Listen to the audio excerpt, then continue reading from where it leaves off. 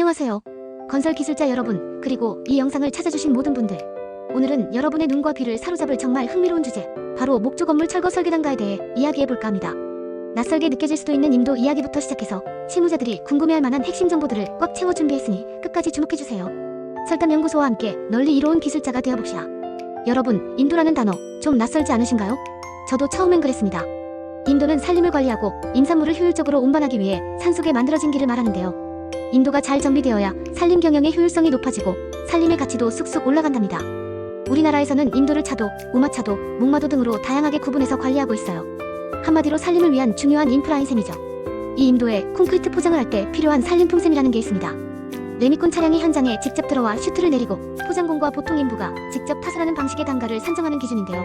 특히 두께별로 품을 다르게 적용하고 있어서 정확한 이해가 필수적이에요. 자, 이제 이 산림품셈을 바탕으로 한 콘크리트 포장 단가 산출 근거를 좀 더 깊이 파고들어 보겠습니다. 여기서부터는 정말 실질적인 내용이니 귀 쫑긋 세워주세요. 저희 설담연구소 자료실에는 콘크리트 포장 관련 교재가 준비되어 있으니 더 자세한 내용은 꼭 참고하시고요. 그런데 이 산림품셈의 표를 보면 살짝 아쉬운 점이 있습니다. 두께별로 포장공과 보통 인부를 어떻게 적용해야 하는지 그 구분이 좀 애매하게 되어 있다는 거죠. 예를 들어 두께 20cm의 경우 하루 시공량은 100m인데 표에는 포장공만 적용하라고 명시되어 있어요. 표에 줄이 그어져 있는 부분 때문에 그렇게 해석될 수 있거든요. 하지만 실무 경험상 포장공 3명만으로는 하루에 100m을 타설하는 건 정말 힘든 일입니다. 거의 불가능에 가깝죠. 그래서 제가 직접 검토해봤습니다. 제가 보기에는 각 두께별로 1일 시공량을 100m 미만, 150m 미만, 200m 미만 등으로 세분화하고 포장공과 보통 인부 모두를 적용해서 1일 시공량으로 나누는 것이 훨씬 더 합리적이라고 판단했습니다. 최종적으로는 1일 시공량으로 콘크리트 포장, 인력 시공 1위 대가를 보시고 판단 적용하시는 것이 가장 정확할 거예요. 이 부분이 나중에는 개선될 것이라고 믿습니다.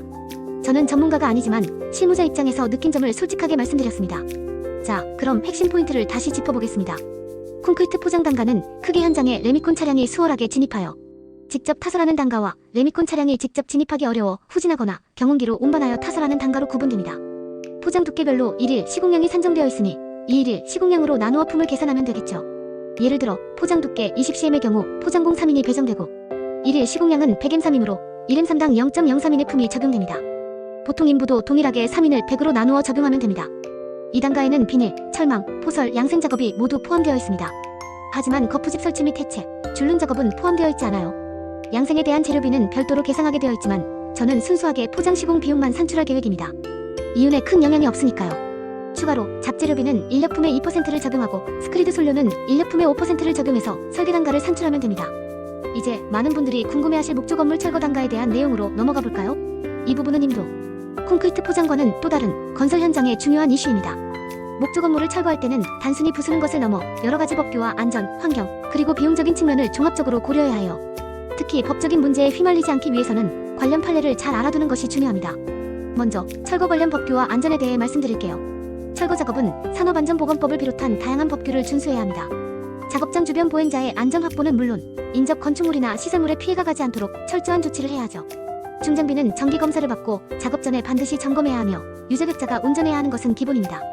그리고 지장가옥 철거 시에는 산업안전보건법에 따라 성면 조사가 필수입니다. 성면이 1% 이상 함유된 건축물이라면 관계기관의 허가를 받아야 하고 성면 함유 폐기물은 관련 법령에 따라 적법하게 처리해야 해요. 환경관리도 빼놓을 수 없죠. 먼지나 잔해물로 인한 오염을 막기 위해 탈수, 방진망 설치 등 적절한 대책을 강구해야 하고 오염수는 정화해서 처리해야 합니다. 도심지 철거공사의 경우 안전한 공법으로 철거해야 하며 해체 계획서를 안전관리계획서에 포함하여 제출해야 합니다. 특히 5층 이상 또는 높이 13m 이상 건축물 철거 시에는 건축구조, 토질 건설 안전 분야 기술사의 협력을 받아 해체 공사 계획서를 작성해야 한다는 점 꼭 기억하세요.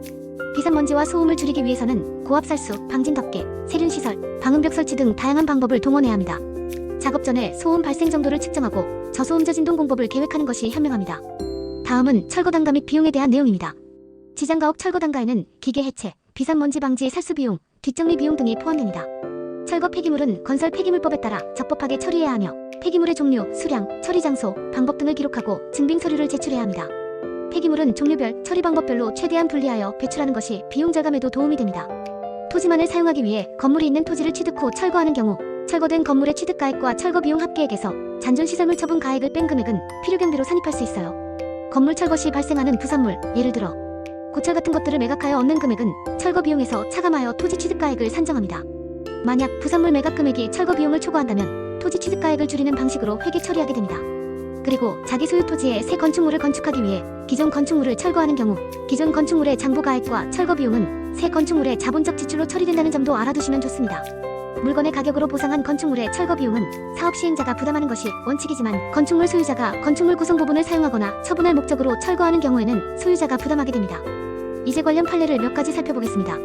판례를 알면 실제 현장에서 발생할 수 있는 법적 분쟁을 예측하고 대비하는 데 큰 도움이 됩니다. 건물 철거 및 대지, 인도 판례. 건물 소유자가 토지를 불법 점유하고 있는 경우 토지 소유자가 건물 철거와 대지, 인도를 청구할 수 있다는 판례입니다. 토지 소유권과 건물 소유권이 분리되어 있을 때 자주 발생하는 유형이죠. 지상물 보상 판례. 토지보상법상 지상물 보상과 관련된 판례입니다. 사업 시행자는 지상물 소유자에게 철거 등을 요구할 수 없고 자신의 비용으로 직접 제거할 수 있다는 내용이 중요합니다. 여기서 지상물은 토지에 정착된 건물, 공작물 등을 말합니다. 위법 건축물 철거 및 보수공사 비용 판례. 위법 건축물의 철거 또는 보수공사 비용이 필요경비에 해당하는지에 대한 판례입니다.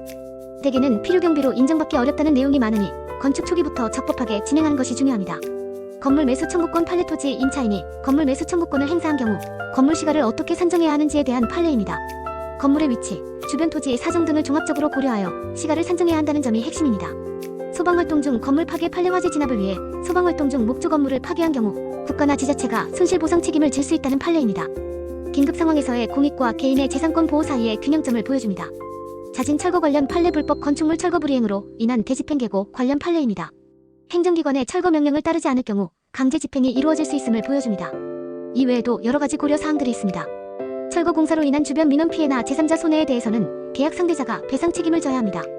공사 시행 편의상 작업 시간 연장, 단축, 야간 작업이 필요할 때는 미리 감독자에게 보고해야 하고요. 공사 착공 전에는 반드시 관련 기관과 협조하여 지하 매설물이나 인접 건물이 손상되지 않도록 보호해야 합니다. 마지막으로 건축물 철거 후 30일 이내에 반드시 멸실 신고를 해야 한다는 점 잊지 마세요. 오늘 영상 어떠셨나요? 인도 콘크리트 포장단가 산정부터 목조 건물 철거 관련 법규와 비용, 그리고 중요한 판례까지 건설기술자 여러분께 꼭 필요한 고급 정보들만 쏙쏙 뽑아 담아봤습니다. 여러분의 실무에 조금이나마 도움이 되었기를 바랍니다. 핵심 포인트를 다시 한번 정리하자면 콘크리트 포장 단가는 산림품셈의 애매한 부분을 실무 경험을 바탕으로 합리적으로 해석하고 적용하는 것이 중요하며 목조 건물 철거 시에는 안전, 환경, 법규 준수, 그리고 폐기물 처리 및 비용 산정의 투명성이 무엇보다 중요합니다. 특히 관련 판례들을 숙지하여 법적 리스크를 줄이는 것이 현명한 기술자의 자세입니다. 모든 단가는 단순히 암기하는 것이 아니라 그 산출 근거와 조건들을 정확히 이해해야 한다는 점 잊지 마세요. 더욱 유익하고 전문적인 콘텐츠를 원하신다면 지금 바로 구글이나 네이버에서 설담연구소를 검색하여 방문해보세요. 여러분의 건설기술 여정에 든든한 동반자가 되어드리겠습니다. 널리 이로운 기술자가 되는 그날까지 설담연구소가 함께하겠습니다. 구독과 좋아요, 알림 설정은 더 좋은 콘텐츠를 만드는 데 큰 힘이 됩니다. 다음에 또 만나요.